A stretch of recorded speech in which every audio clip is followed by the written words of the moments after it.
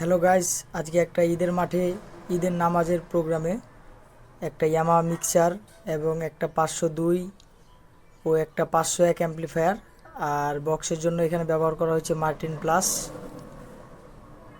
Box দিছি আমরা দুই পাশে দুইটা বক্স দিছি আমরা, এদিকে একটা টেবিলে দিছি এবং আরেক পাশে আরেকটা। সময় অনুষ্ঠিত হইবে,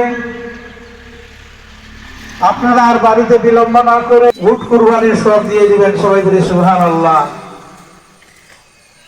কাজে আমরা তো কাজ অনেক করেছি। আজকে ঈদুল আজহার দিনে এই ঈদুল আজহার রাত্রে তিনি তাহাজ্জুদের নামাজ পড়তেন আর এক রাস্তা দিয়ে, এবং এই তাকবীরটা বেশি বেশি করে তিনি পাঠ করতেন। আল্লাহু আকবার, আল্লাহু আকবার। সকাল 8টায়।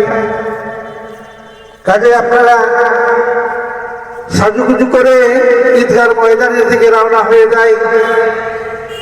আর এই তাকবীরটা আমরা বেশি বেশি করে পড়ি। আপনারা জানেন যে এটা 9 জিলহজ থেকে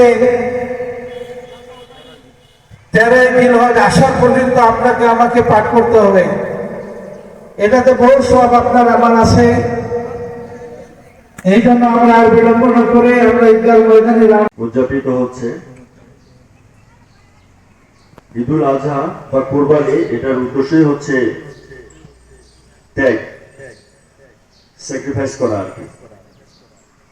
বিশেষ করে আমাদের মানুষের মনের ভিতর যে